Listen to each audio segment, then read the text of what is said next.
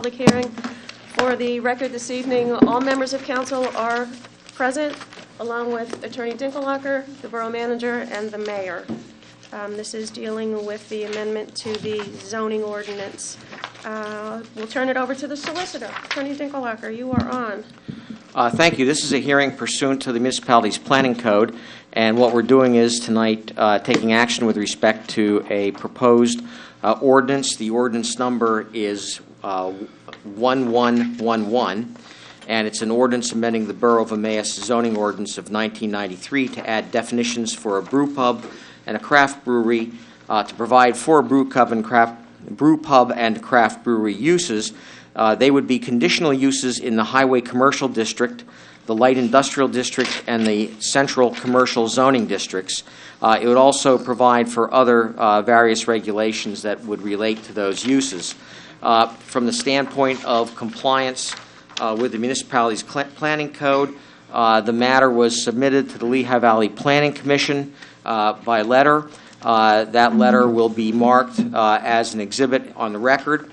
It was also submitted to the Borough Planning Commission. That letter will also be marked. The document was submitted to the Lehigh Valley Planning Commission on July 16, 2014. That letter is part of the record. It was submitted to the Borough's Planning Commission on that same date. That letter will be included in the record.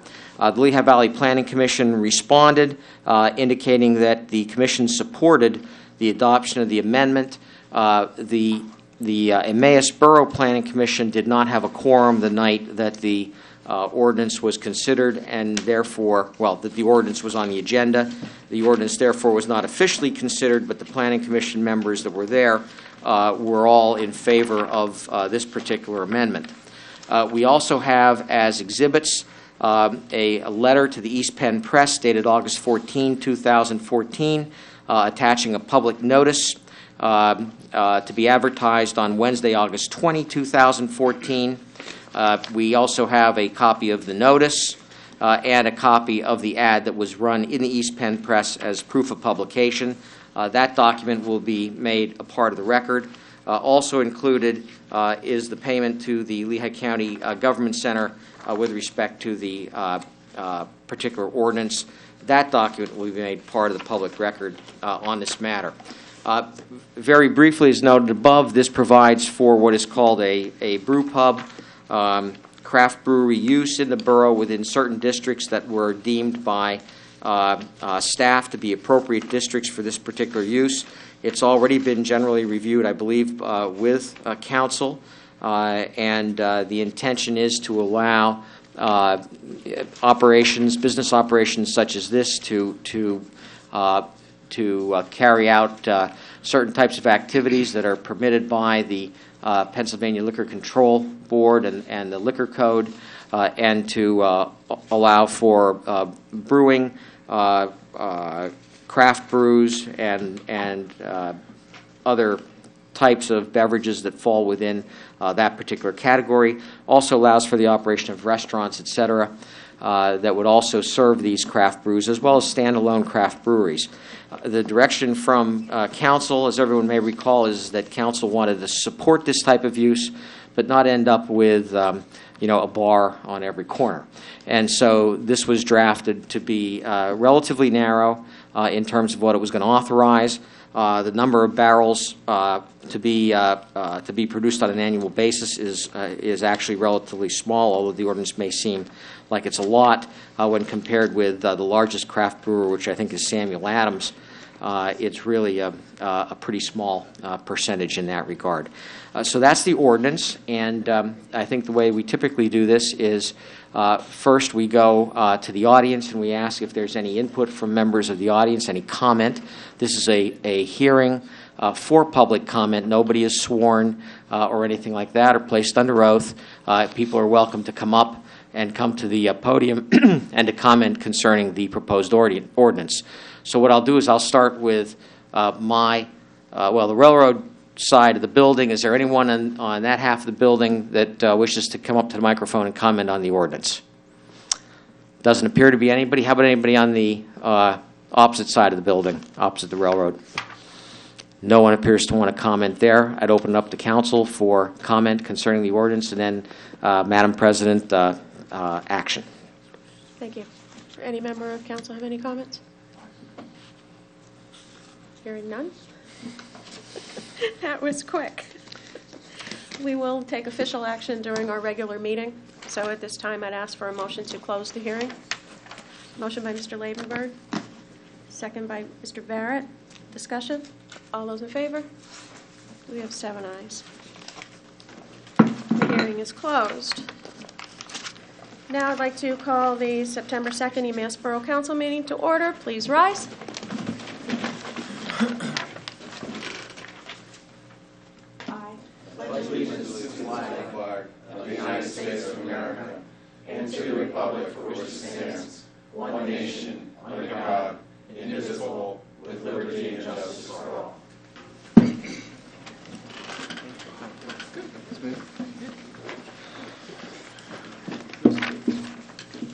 Personal appeals, part 1. Anyone with a personal appeal, please step forward, sign in, state your name and address for the record, and you have 5 minutes.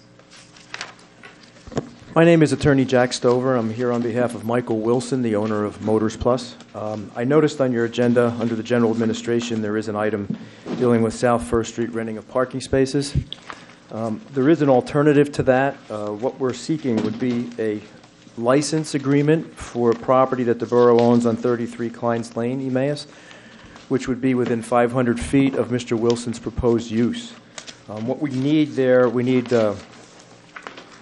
approximately 13 parking spaces. And what we would do is enter into a license agreement that would say that it could be terminated upon 6 months advance notice on either side. We would pay rent. We would be in full accord with all borough ordinances. There would be indemnity agreements that we would hold you harmless from any and all liabilities no matter what happens. We would not allow any person of the general public to enter that facility. It would only be operated by Mr. Wilson and/or his employees, who would use it to jockey vehicles from his shop into that yard while we were waiting to work on them. But it is on your agenda tonight, and I just ask you to look favorably upon that. And there will be a written agreement. There are several documents circulating. Anybody have any questions? Any member of council have any questions at this point? Mr. Barrett, this is under your committee report for this evening, Yes. correct? Okay, so we will discuss it at that point. Thank you.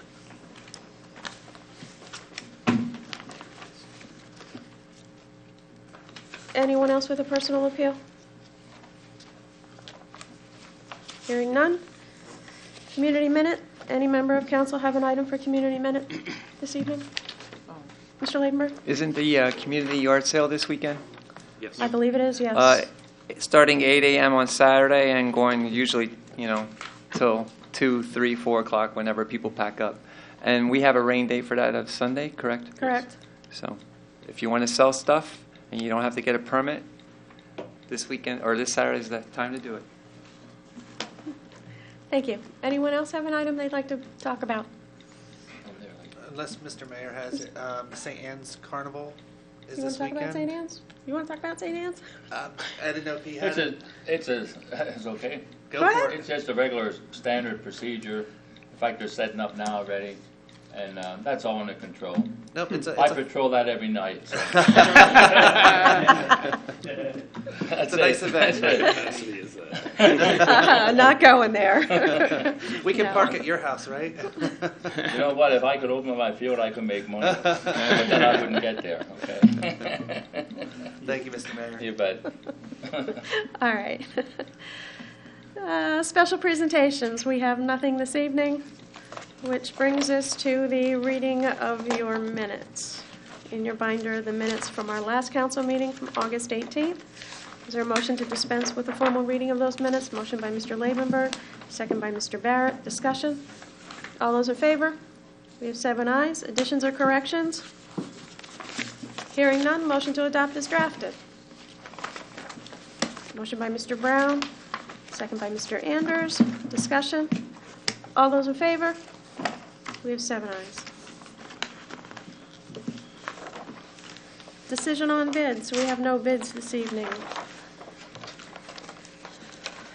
Communications. In your binder this evening, there is Board and Commissions information sheet from John Datz, who wants to serve on the Shade Tree Commission. Mr. Barrett, I'm going to refer this to your committee. He does not reside in the borough, however, he does own property here in the borough. So I think we need to look at that. This is an issue. The ordinance with the Shade Tree Commission does state that they have to be a borough resident. I researched that Friday. I can tell you this, that is the one commission that I was very excited to see a name, because that's like the one commission that nobody signs up for. So, but it does, he is disqualified in the way that the ordinance reads. And when we made some of the adjustments, But, I'm sorry, go ahead. I was going to say, is it because a shade tree ordinance, I mean a shade tree commission, that there's some state language in there that's prohibiting it, or is Yeah, it just our Well, I believe, but here's where it kind of comes. Here's where it kind of gets a little twisted. He doesn't live in the borough, but he owns property. in the borough. But the way that I read the ordinance, and maybe we'll visit that tomorrow. Tomorrow. Is tomorrow the committee meeting? Yeah. Maybe we'll visit that ordinance again. I do believe it says they have to reside in the borough. Well, maybe So that's that's something we something can that- address. That's something that I do think you might be able to look at in the Okay. borough code. I'm not sure how it would address it. And again, we could also talk further about, do we want to extend that one to allow outside residents, as we have with the Arts Commission? Yeah, I But think we have I to think it's check- state code that. Yeah, I think the state code actually governs that a little bit. Yeah. So. All right. Mr. Mayor? Shane, on that issue, the building, board of, appeals and that, do you know if that works the same way? They do have to be borough residents unless you were to form a joint building codes of appeals where you would partner with another municipality and have a joint commission. Okay. You- Because the reason I asked, like, Jeff Ott, he's on the commission and he has a business in downtown. Right. But He lives in Upper Milford. I think there's language that says if you own property, I think Okay. the Pennsylvania Borough Code will let you do that. Okay. But I know our shade tree ordinance says resides. I do know that. Okay. Well, we so, will research that in the morning Yeah. and see what we can find. All right.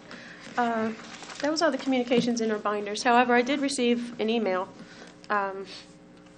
from Paulette Labenberg, as chair of the Special Entertainment Committee, looking for volunteers to serve ice cream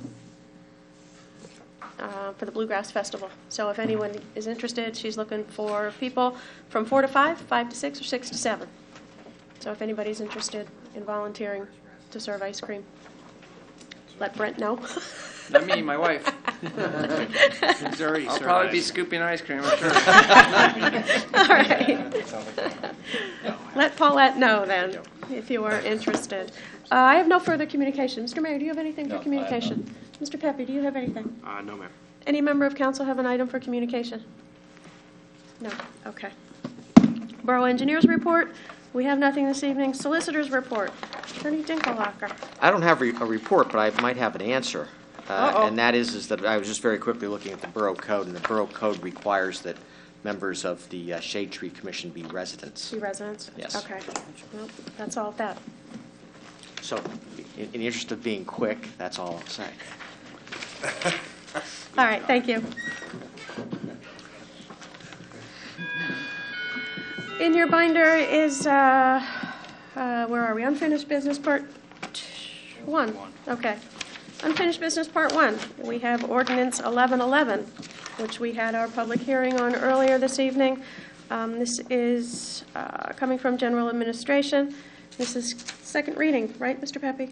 Yes, ma'am. Okay. Everybody understand what this is dealing with and is in reference to? Is there a motion to read ordinance 1111 in short title? Motion by Mr. Labenberg. Is there a second? Second by Mr. Anders. Discussion?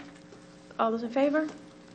We have 7 ayes. Mr. Barrett, this is coming out of your committee. Would you like to read it? Sure. An ordinance amending the Borough of Emmaus zoning ordinance of 1993 as amended to add definitions for brew pub and craft brewery, provided for brew pub and craft brewery uses as conditional use in the highway commercial BH, light industrial IL, and central commercial BC zoning districts, and provide use bulk and performance and performance regulations for brew pub and craft brewery uses. Thank you. Is there a motion to adopt ordinance 1111 as read? Motion by Mr. Brown. Is there a second? Second by Mr. Labenberg. Discussion? Mr. Labenberg. Just, I know they've been operating already. I wish them the best of luck. I hope when they're so successful and they outgrow their space that they still stay in the borough. So I wish them the best of luck. I do want to make one comment just so you're clear. This is the overall ordinance. Right. The current brewery, or just a brewery right now, not a brew pub. I get the definitions mixed up. They would have to apply to you separately for consideration. So they're not necessarily going to be able to operate until they go through that process as well. Just so everybody understands. But this was set up for them, basically. Right. It's kind of like the way that we did the age qualified housing zoning amendment. It's the same concept. Any further comments, questions, concerns? It's a roll call vote. Mr. Labenberg. Aye. Mr. Brown. Aye. Mr. Holzapfel. Aye. Mr. Shovsted. Aye. Mr. Barrett. Aye. Mr. Anders. Aye. Mrs. Gilbert votes aye. We have 7 ayes. Ordinance 1111 passes. I like it. You don't like that? I said I like it. He was asleep. Just to wake you guys up a little bit. This is going to be a quick meeting. All right. New business. We have nothing for new business. Unfinished business, part 2. That is ordinance 1112, and that is scheduled for second reading September 15th. Items not on the agenda subject to Rule 9. Any member of council have an item they wish to bring forward to discuss this evening? Hearing none. Mayor's report. Mr. Mayor. No, none. Progress. None. Progress. Right. Very good. Committee reports. Public Works. Mr. Labenberg. Progress. Health, Sanitation, and Conservation. Mr. Shubsta. Thank you. Health Sanitation met on August 26th. We have 3 items on the agenda this evening. First up, we interviewed 2 individuals. I'll do these individually. First one is Eli Bracken. He interviewed for the appointment of the Environmental Advisory Council, currently a geography and environmental major at Kutztown University. He's also one of the interns who worked for us through the summer. With a 2-0 vote, he unanimously was recommended by the commission, by the committee, and I'll put that in the form of a motion to recommend Eli Bracken for the Environmental Advisory Council for the term ending 3/7/2017. Is there- I'm sorry. You had voted in your minutes that it was 16. I think we had the agenda. Yeah, you messed guys up. have the Yeah, agenda. that would be I our wanted fault. to ask you about that because Yeah, that would be I our thought fault. he was on the 17th. It was He's the 16th? He was He the was a 16th. shorter one. He was a Because shorter one? He finished college and we didn't know where he'd stay. I mean, it's- Okay. You make your own motion, but I just want to make sure that. All right, I'll just amend that I to, made that mistake. for a term ending 3/7/2016. Is there a second? Second. Second by Mr. Holzapfel. Discussion. All those in favor? We have 7 ayes. And the final position for the Environmental Advisory Council, we interviewed Nigel Watt. He has a BS Environmental Engineering from Cornell University and an M and a master's degree in Earth Science from Rice University. He would be a perfect fit and has a lot of interest in the council itself. By a 2-0 vote, he was voted unanimously recommended by the committee. So I'll put that in the form of a motion to recommend Nigel Watt for the Environmental Advisory Council with a term ending 3/7/2017. Is there a second? Second. Second by Mr. Holzapfel. Discussion. All those in favor? We have 7 ayes. And finally, our favorite, the geese. They seem to have disappeared, but for now. I'm not sure where they went. But the Maybe they were following the lights that we took out. they were upset by that. No, the geese police came out and discussed their policies and how they conduct business in regards to removing geese from that have settled in a particular area. The recommendation from this committee is to recommend that we put the geese police on a hire as a needed basis for now. And that would be split between us and Rodale, who is very interested in also dealing with the geese population over there. So I'll put that in the form of a motion to recommend that we hire the geese police as an as-needed basis for the cost of $350 per week, split between us and Rodale. And I think that's all. We don't have to put a term on it because it's as needed. Hopefully, we won't need them until Yeah, hopefully we won't need them. February. Ever. All right. Is there a second? Second by Mr. Labenberg. Discussion? All those I will in- say one thing, though. I think Simpson? during the meeting, Shane, you mentioned that they do come out and do a full demonstration, right? If there are Free geese truck. there to do that. I could dress him as a geese. No, I'm just kidding. Yeah, they will give us a free demonstration, and the first week would be free too. Okay, great. All right, that's all. Mr. Barrett, were you going to make a comment? No, I was just going to vote. Any further discussion? Excited for this one. All those in favor? We got 7 ayes. And I think that's all. I'll report progress. Thank you. Parks and Recreation, Mr. Anders. Yes, we met today at 4 p.m. Here in council chambers. I just have 2 items that were on our previous at the previous council meeting. One is in regards to Jefferson Elementary PTO asking for approval to have a duck derby at the Emmaus Community Park on the 18th of October. The event would start at approximately 1 o'clock with the ducks launching at 2. We don't want to scare them away like we did the geese. These ducks are okay in the water. But Donna Bach, who was here, came out and presented to myself and Wesley this afternoon. They would like to make this a little bit of an event. They may have some vendors there with some food. There is also a football game down at the other end of the park, but this would be in no way. It wouldn't affect that. This is on the other side by the stream is where they would have the event.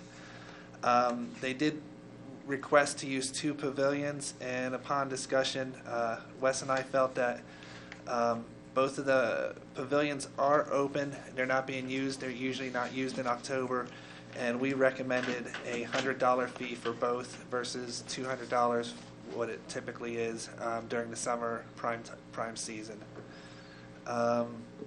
So with that, I would like to put it in the form of a motion to allow Jefferson PTO to hold the Duck Derby event on October 18th at Emmaus Community Park. Is there a second? Second by Mr. Barrett. Discussion. Mr. Holtsafer, you were first. Aren't the pavilions normally closed by then? It's not the Arts Pavilion. They're using Growler and East I Pavilion. thought those closed at the end of September, and the other side of the park stayed open until the end of October. I thought that side of the park closed at the end of September. I believe he's correct. Is it? Yeah. I thought it was the That end of side, October. that side closes end of September, and then we keep Arts Pavilion and the other 4 open until the end of October. Okay, would it be if they were renting them and they were just using them for? They close at the end of September. I mean, you have to check downstairs, but Right. that means that all the tables are cleaned up, all the trash cans are put Right, away, everything's pavilions gone. aren't Okay. usable. I mean, you can check downstairs, because maybe he leaves those open because football needs them in case of a rainstorm or something. Right, these are on the other side, so they wouldn't be. These are in the back. Correct. Oh, then They're these over are- by the stream. Okay. I think they're closed. Okay. If, Donna, if we did not have the pavilions available, is that something that you would still hold the event? Roy, have her come up to the podium. Yeah, would you mind coming up to the podium, please? Well, it's a This little way, out of maybe order, some of the but, questions. all right. We'll do it tonight, but technically it's Okay. out of order, so, all I right, go ahead. apologize. That's all right. No, it was my fault. That's my rookie side. But if we did not have the pavilions available, the event would be, you could still hold the event? As long as we could use the grounds, at the park, we could make it work. Okay. We could make it work. Yeah, we could just discuss it with Public Works. Okay. We could bring some of our own tables, for things we would need tables for, and then just use the grounds for the things we're going to do with the community. Okay. Other discussion? The three of you had your hands up, so, Mr. Ladenburg. Mine was, did they ask for a waiver? But now that they are not going to have the tables there, are we still asking for a $100 fee? You can't. No, we wouldn't be renting it. Right, so Yeah. they're just going to come use the tables, do the duck derby, and then they'll clean up and go home. Right. Okay. And the event was to start at 11. 11. You had set 1 when you were talking. Okay. I had 11 here in the notes. Thank you. Mr. Barrett, you had your hand up as well. Yeah, it was just in regard to the actual location. As long as I know that area was redone to kind of revive the wetlands that were there. And for some reason, I remember that some of that area is restricted, or at one time maybe it was restricted, and now that. Does anyone recollect that? When I was down at the pool, I looked where they could go, and there is access where they could dump it, where the little footbridge is, and then they would go through the bricked wall where the murals are, and then it would go underneath. 2 years ago, you had approved a duck derby down there. Okay. For another, it was another fundraising event. And that's where they would, exactly where Mr. Lavenberg had stated. Okay. That's where Mr. that was. Althofer. So we redid the riparian buffer, the vegetation along the edge, but there are access points regularly to the stream. You just can't walk continually along the stream. So they'll have to start at one place and then walk 10 feet out and along the mode part. Totally accessible, but just not as convenient as if a duck gets stuck, someone's going to have to walk in the creek to get it. Yeah. I believe that was what you had in mind anyway. Someone would be in the duct. Somebody would be in the stream to collect the ducks, and we would walk up the stream to make sure that we would clean up after ourselves, and there would be nothing left. And in I the stress that stream. they are going to make this open to any resident, any person. It's not just the Lincoln. It just benefits the Lincoln PTO. Jefferson. Jefferson. Excuse me. My daughter was Lincoln. I apologize. That's okay. So We're I all guess a I community. would have to re-amend that, You're going to have to amend your motion amend my motion to delete the $100 charge. delete the $100 charge, and approve use of Community Park for the Duck Derby on October 18th, Starting at 11. starting at 11 a.m. Mr. Barrett, are you willing to amend your motion? We have a new motion that's been amended. And second, further discussion. All those in favor? We have 7 ayes. Thank you. Thank you very much for your support. I do have one other item on my agenda, and it's for the use of Kiwanis and William Street for Joshua's Future of Promise for a softball game at Kiwanis and William Street Fields on September 27th with a rain date of the 28th. It is a charity softball game being held from 8 a.m. to 8 p.m. We discussed this at committee, and we looked at the fee usage for per game versus the whole day, and they basically would be having 2 games, which we charge game fees of $40. We recommended that it would be 2 games at the $40 fee versus the whole day usage, as they may not use it all day for softball games. So I'll put that in the form of motion to approve the Joshua's Future of Promises softball fundraiser at William Street in Kiwanis with a charge of $40 per game fee. Is there a second? Second by Mr. Barrett. Discussion. Mr. Barrett? Just as a clarification, regular rate would be $150 per field Correct. per day. $40 is the game rate. Is the So game it would be rate, I think we actually said to charge because you said per game. Correct. Let's just clarify that it's 2 games. 2 games for a total of $80. For a total of $80. Correct. All right. I see Brian. Mr. Holzapfel? So how many games are they playing in a day? We don't know for sure And why are we charging them for 2 games? because they're using 2 fields, so that's at least one game per field. So is that how we charge a softball tournament? It depends. No, it's not. If it's a whole day, they are charged for a whole day fee. But they're going to be there 8 to 8, which is a whole day, right? Correct. Correct. If Go I ahead, can, I don't if I explain understand. further, the consensus was they asked for a fee waiver, 100%, and it's an annual event. It was waived completely in 2012 for sure, and I'm not sure, I couldn't find the results of the 2013.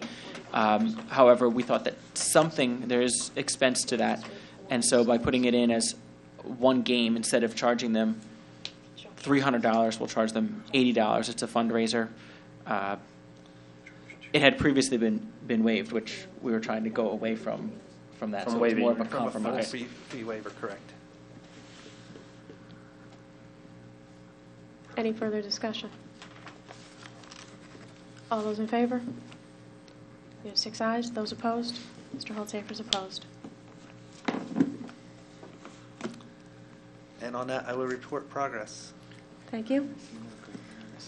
Public safety, we have a meeting scheduled tomorrow afternoon at 3 p.m. I will report progress. General administration, Mr. Barrett. Yes, we had a lengthy meeting on August 20th, and part of that was filled with a presentation about the work that the interns had done on the GIS project. And if you haven't seen it yet, request that Mr. Pepe send it to you, because it is amazing the amount of work that was done. We went from, if you will, analog to digital very quickly, where, I mean, we basically used to have all of this information, but on pieces of paper, index cards. Now it is all organized in one easy visual software program. I mean, everything from the things that we initially started with, which were water and sewer hookups, but it also defines where street lights are, how much, sidewalk and curb, how much is in good condition, how much is in fair condition, parts that don't have any sidewalk on it, street trees, which street have street tree wells, I guess the tree wells, which don't. It was very interesting just to see our borough mapped in a much more digital format instead of kind of what we see on a day-to-day basis, and kind of take it as a statistical approach. So if any council members haven't seen that presentation, it's worth it. It may even be, I thought it was interesting enough that it may even be worth having some sort of presentation here at council if the public was interested in just seeing, just for their own knowledge. But certainly council should take a look at it. So I think their work was incredible. We saved, if we had a firm do that work, we saved over $50,000 in professional services. Everything from trails to grants to, it was amazing. True. Oh, absolutely. Yeah. And they went into our trails, some of our South Mountain Trail, some potential ways to connect the town through trails. Extremely interesting. And my understanding, in speaking with Mr. Pepe, is that it was done very efficiently. And I mean, they checked their work continuously. I mean, they really cared about what they were doing. They wanted to make this a project that was done right, and we were the benefactors of that. So, a very, very interesting start to our meeting. We do have a few items. The first one was Mr. Stover had spoke about the South First Street parking situation. In regards to Motors Plus. Mr. Pepe, could you explain this a little bit further? I think you'll do a better job at that than myself, as you've been more involved in that. Sure. Sorry. So as we know, we've been going back and forth on how to handle the South First Street. I know that we were in court today dealing with a zoning appeal from the zoning decision on South First Street. One of the things that may be equitable and a quick and easy fix until we decide the permanent fix to go through the process to get that done is to form a licensing agreement to essentially rent out parking spaces at 33 Klein's Lane. And I believe that Attorney Dinklocker's been pretty heavily involved with this. So I'm going to pass in the buck to you. Sure. Probably the easiest way to work out an agreement, and you have a couple options. One is to sell property, but to sell property, there are certain restrictions under the Borough Code that you must follow. Another option is to lease the property. When you do a lease, however, you do, under the municipality's planning code, you do a subdivision, and therefore you'd have to go through a technical subdivision process. The third way to handle it would be a license agreement, and a classic license agreement is when you pull in a parking garage and you get a little ticket, and you go and you park your car and you pay the fee when you leave. That's a license to park in that garage. So I have drafted license agreements over the years for any number of situations that have been involved in litigation of licenses. And what a license agreement does is it basically gives an individual or an entity a right to use an area of land or some other item, even personal property, but for a limited purpose use. A lease, when you lease property, you can pretty much do anything with it that's legal. The license, however, defines very specifically the terms of what is to be done. And here, if we do the license agreement, it would be a license to park vehicles only. It would not be a license to store vehicles, but basically to park while they're being worked on. The access would be limited to Motors Plus employees. There would be no access from the general public. General maintenance would be the responsibility of Motors Plus, the licensee, such as snow removal, ice removal, those types of things, cleanup, liability for any damage or the discharge of any hazardous materials since they are vehicles, things like that. The license that I put together as a draft was for 10 years. I didn't put a fee in at this point because there had been no fee that had been discussed, at least to my knowledge at this point. There would be a 120-day cancellation period with notice. My sense of it is that under the zoning ordinance, that would be an appropriate method of accommodating parking for a particular use. So that's the background of where those discussions have gone. I think the license gives someone probably the least interest in land, and procedurally, technically, is not as complicated as a lease from the municipality standpoint. So that's how we get to that particular issue in that particular resolution. Mr. Barrett? Yes. So do we actually need a motion? Yeah. Okay. What we're asking you to do is to make a motion to enter into negotiations. It's just negotiations. Motors We haven't Plus. talked about number. So I'll make that motion to negotiate with Motors Plus on a lease for the 13 parking spaces. Is there a second? Second by Mr. Lavenberg. Discussion. All those in favor? Give you 7 ayes. Can we start having that discussion tomorrow? Absolutely. That's okay. Yeah. Are you available tomorrow? Perfect. Put them at 9. Next item on our agenda is the appointment of our interim ambulance chief, Jeffrey Hoffman. You'll see that his resume is on our desks. And do I need to do this as 2 separate memorandum of understanding, or just do it all in? Just do it all as one. Okay. So I'll place in the form of a motion that we hire Jeffrey Hoffman as the interim ambulance chief at a prorated salary, and also with the memorandum of understanding as part of his hiring. You place that in the form of a motion? Yes. Is there a second? Second by Mr. Anders. Discussion? Do you need a salary amount in the motion? I would, yes, please. Mr. Barrett, if you can Yes, include the salary, please. the annual prorated salary is $68,000. Mr. Anders, you'll amend your second? Yes. Discussion? All those in favor? You have 7 ayes. The next is the appointment of lieutenants within the ambulance corps. And I'll do the appointments first, and then we'll make the salary adjustment or the hourly rate adjustment of one of them. I'd like to place in the form of a motion an appointment to the title of lieutenants for Devin Neitz, Craig Deppie, and Jeffrey Knopf. I'll place that in the form of a motion. Is there a second? Second by Mr. Ladenburg. Discussion? All those in favor? We have 7 ayes. As noted, Mr. Neitz and Mr. Deppie are currently getting a rate of $23.59 an hour.